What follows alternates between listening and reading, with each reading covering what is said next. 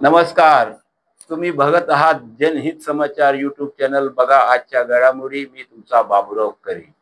तुम्ही बघत आहात जनहित समाचार यूट्यूब चॅनल.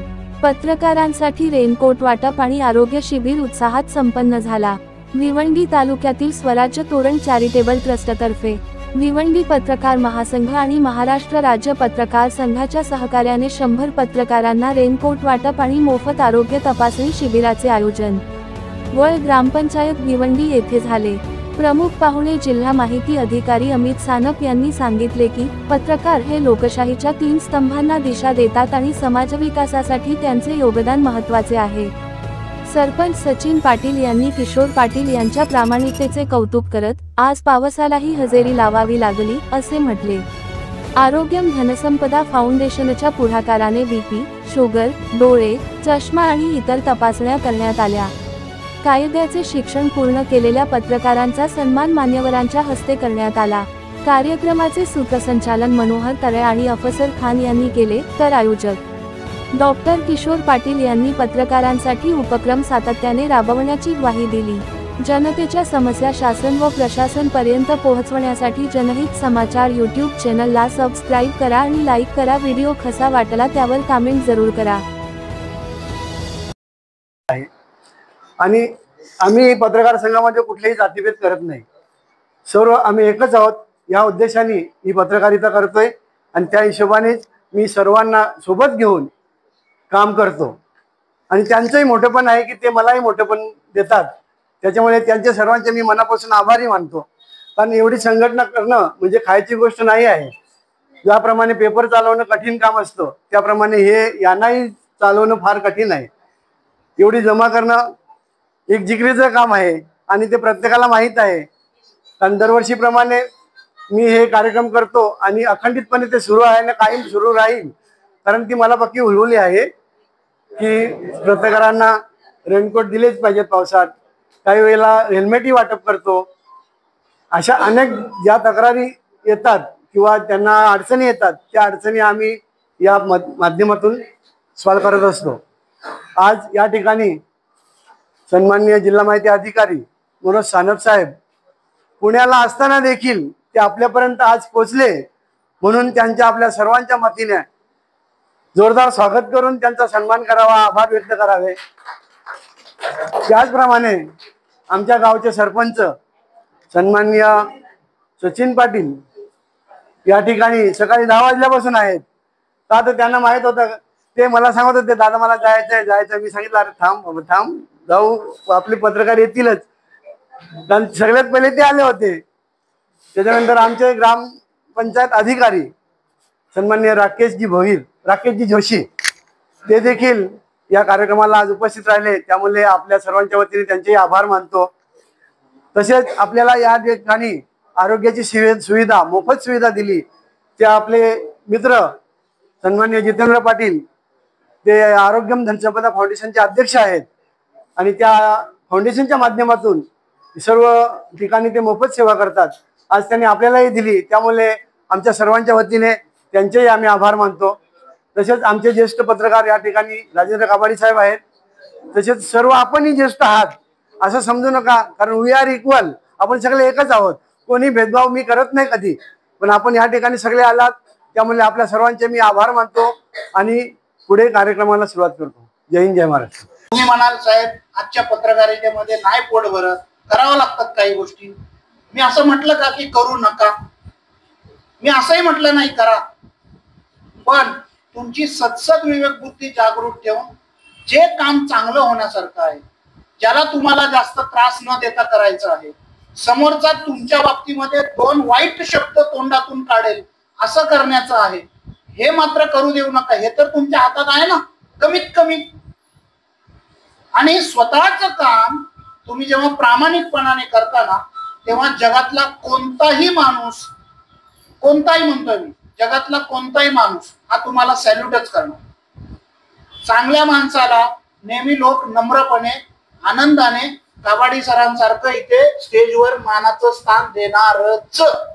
मला सांगा तुमच्यापैकी एक तरी माणूस आहे का असा की जे राजेंद्र काबाडेजींना इथं बसवलंय तर मनातल्या मनात म्हणून मी पण तेवढाच आहे.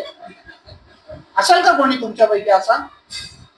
ते मगाशी काय म्हणत होते, तुम्ही शासकीय कार्यालयात जा किंवा अन्य ठिकाणी जा, तुम्हाला सन्मानानं कोणीतरी हाक मारणं ही तुमची कार्यकुशलतेची आणि तुमच्या ह्या कार्याची पावती असते. आणि हेच आपल्याला पाळायचंय की उद्या रस्त्याने मी चाललोय तर माणसं अशी आपोआप इकडे आली पाहिजे, अशी अशी अशी. नाहीतर काय होतं माहितीये का, तुम्ही असे चाललेत, एक जण समोर आलं, चल तिकडून, हे उभा याचं तोंड नको बघायला. आपल्याला तसं बनायचंय का? असं नाही बनायचंय आपल्याला. मग याच्यासाठी काही नाही, आपल्या गरजा कमी करणं हे खूप महत्वाचं काम. संध्याकाळचं काय औषध पाणी लागत असेल ते थोडं कमी करा. सकाळचं पण काही लोकांना लागतं ते कमी करा. बघा एकमेकांना टपला मारायला लागले बघा. याच्यातून लक्षात येतं की कोण कोणाचं काय उघडं पाडतंय. याच्यात आपण पटायच असतो. नका करू असं निदान माझ्या समोर तरी. गरज पण नाही, कारण चेहरे बघूनच कळतं कोणाला औषध लागतं कोणाला नाही लागतं. 25 वर्ष गव्हर्नमेंट सर्व्हिस झाली आहे, जास्त नाही 25 वर्ष झाली. त्यामुळे एवढं तर कळतं. पण दुसरी गोष्ट की आपण आपली नियत साफ ठेवली ना तर सगळं साफ असतं. माझा स्वतःचा डायलॉग आहे, नियत साफ तो सब साफ. आणि नियत साफ ठेवा, तुमचा आपोआप सगळे मार्ग आपोआप उघडणार आहेत. आणि मी इथे कोणी बाबा सानप महाराज म्हणून आलेलो नाहीये, त्यामुळे कृपया असा विचार करू नका. शेवटी नाहीतर म्हणायचे जय बाबा महाराज सानप, असं काही नाहीये. मी परत सांगतो, मी तुमचा लहान मोठा कुठल्याही कॅटेगरीत बसणारा भाऊ मुलगा या नात्याने बोलतोय. 2-3 गोष्टी करा. जसं मी म्हटलं, अभ्यास करणं खूप महत्वाचं आहे. कुठल्याही गोष्टीचा दुहेरी अभ्यास करणं महत्वाचं आहे. पत्रकारिता निदान या क्षेत्रात तरी. तुम्हाला एखाद्या गोष्टीबद्दल ऑब्जेक्शन वाटलं तर सगळ्यात पहिलं स्वतःला जज समजू नका. तुम्ही जज नाही आहात. एखाद्याबद्दल लगेच मत बनवण्यासाठी, एखाद्याबद्दल लगेच स्केच काढून मोकळा, मनोज सानप चोर है. अरे कशाला? पण तो असेल तर त्याची बाजू सुद्धा मांड की बाबा तू चोरी का केलीस. जर त्याने सांगितलं बाबा मी या कारणासाठी चोरी केली, तर पत्रकाराचं काम हे आहे की ही चोरी झालेली आहे आणि ही चोरी का झाली आहे असं स्पष्टीकरण या चोराने दिलेलं आहे. हे आपलं काम आहे. आपण काय करतो, फक्त एकच बाजू म्हणतो आणि त्याच्यामुळे समाजामध्ये आपल्याबद्दल रोष तयार होतो. बघा, प्रत्येकाचं आयुष्य कोणी कुठल्या पण फील्डमध्ये असू द्या, तिकडे डॉक्टर असतील ते मेडिकल फील्डमध्ये, तुम्ही पत्रकार फील्डमध्ये, मी शासकीय फील्डमध्ये, हे सामाजिक फील्डमध्ये, हे राजकीय फील्डमध्ये, हे पुन्हा शासकीय फील्डमध्ये, कोणीही कुठल्याही फील्डमध्ये काम करू द्या, तुम्हाला लोकांचं जितकं खरं प्रेम मिळेल, लोकांचे खरे आशीर्वाद मिळतील, तितकं तुमचं आयुष्य सुखी, समाधानी आणि आनंदी जाणार आहे. आणि त्याच्यासाठी एकच गोष्ट लागते, आपली नियत साफ ठेवणं आणि आपल्याला जे देता येण्यासारखं आहे ते देणं. तुम्हाला लोकांच्या खिशात हात घालून काही करायचं नाहीये. तुम्हाला स्वतःच्या खिशातला आनंद द्यायचा नाहीये. तुम्हाला काय द्यायचं आहे? तुम्हाला फक्त प्रामाणिकपणा द्यायचा आहे. स्वतःबद्दलची प्रामाणिक भावना, दुसऱ्याच्या बद्दलची प्रामाणिक भावना जोपासायची आहे. मग ती लिखाणातून मांडायची आहे. आणि लिखाणातून मांडताना समोरच्याला त्याची कल्पना देऊन मांडली ना, 100% तुम्हाला सगळे मार्ग आपोआप ओपन होणार आहेत. मग तुम्ही स्वतःला एक उत्तम पत्रकार म्हणून सिद्ध करू शकता. शॉर्टकट जितका लवकर घ्याल ना, तितका लवकर शॉर्टकट संपतो, हे लक्षात घ्या. शॉर्टकट कशासाठी असतो? लवकर पोहोचण्यासाठी. मग असे अनेक शॉर्टकट आहेत आता की आपण लवकर पोहोचतो, पण जिथे पाहिजे तिथे नाही. राम नाम. आजच्या बातम्या समाप्त होत आहे. उद्या परत भेटूया नवीन खबर घेऊन. आमच्या चॅनलला पहिल्यांदा बघत असतील तर सबस्क्राईब आणि लाईक करा.